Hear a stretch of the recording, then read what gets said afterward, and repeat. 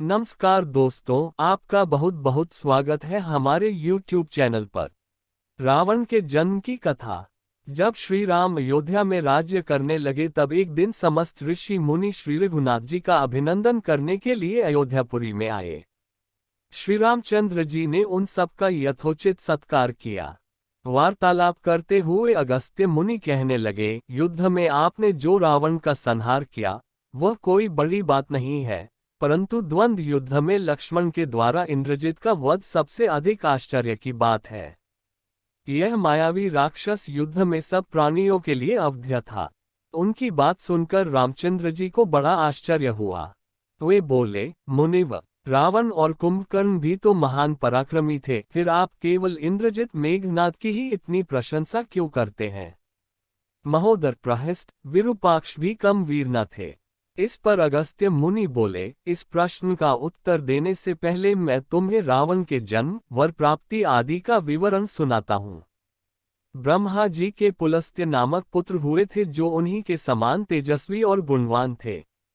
एक बार वे महगिरी पर तपस्या करने गए।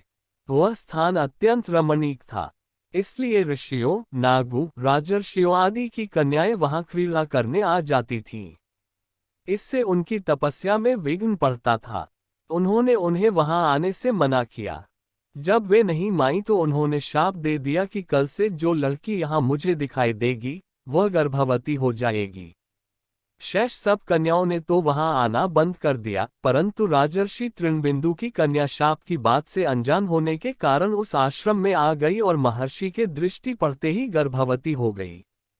जब तृणबिंदु को ये बात मालूम हुई तो उन्होंने अपने कन्या को पत्नी के रूप में महर्षि को अर्पित कर दिया। इस प्रकार विश्रवा का जन्म हुआ जो अपने पिता के समान वेदविद और धर्मात्मा हुआ। महामुनि भरद्वाज ने अपनी कन्या का विवाह विश्रवा से कर दिया। उनके वैश्रवण नामक पुत्र हुआ। वह भी धर्मात्मा और विद्वान था। उसने भारी तपस्या करके ब्रह्मा जी को प्रसन्न किया और यम, इंद्र तथा वरुण के सदृश लोकपाल का पद पाया। फिर उसने त्रिकूट पर्वत पर बसी लंका को अपना निवास स्थान बनाया और राक्षसों पर राज्य करने लगा।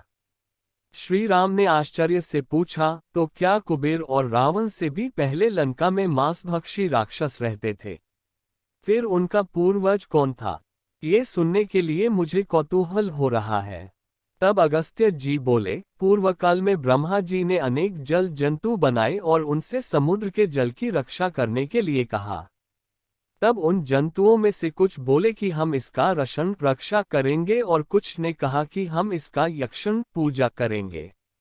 इस पर ब्रह्मा जी ने कहा कि जो रक्षण करेगा वह राक्षस कहलाएगा और जो यक्षण करेगा वह यक्ष कहलाएगा। इस प्रकार वे दो जातियों में बढ़ गए।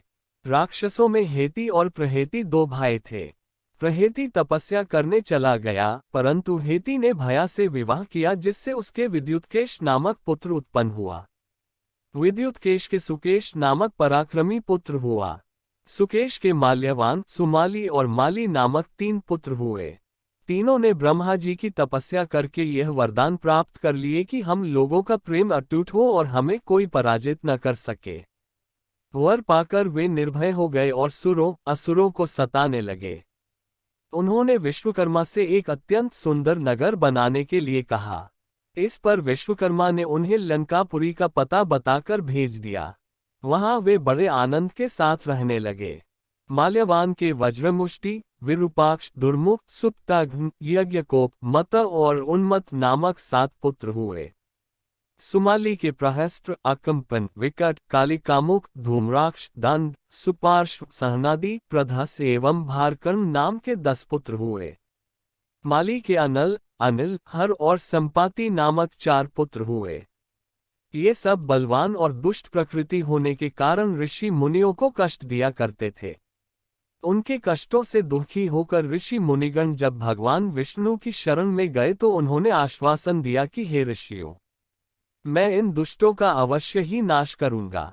जब राक्षसों को विष्णु के इस आश्वासन की सूचना मिली तो वे सब मंत्रणा करके संगठित हो माली के सेनापतित्व में इंद्रलोक पर आक्रमण करने के लिए चल पड़े।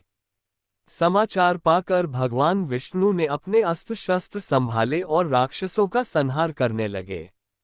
सेनापति माली सहित बहुत से राक्षस मारे गए और शेष लंका की ओर भाग गए। जब भागते हुए राक्षसों का भी नारायण संहार करने लगे तो माल्यवान क्रुद्ध होकर युद्ध भूमि में लौट पड़ा। भगवान विष्णु के हाथों अंत में वह भी काल का ग्रास बना। शेष बचे हुए राक्षस सुमाली के नेतृत्व में लंका को त्याग कर पाताल में जा बसे और लंका पर कुबेर का राज्य स्थापित हुआ। अब मैं तुम्हें रावण के जन्म की कथा सुनाता हूँ। राक्षसों के विनाश से दुखी होकर सुमाली ने अपनी पुत्री कैकसी से कहा कि पुत्री, राक्षस वंश के कल्याण के लिए मैं चाहता हूं कि तुम परम पराक्रमी महर्षि विश्रवा के पास जाकर उनसे पुत्र प्राप्त करो।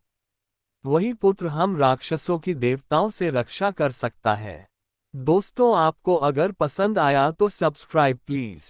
जय श्री राम।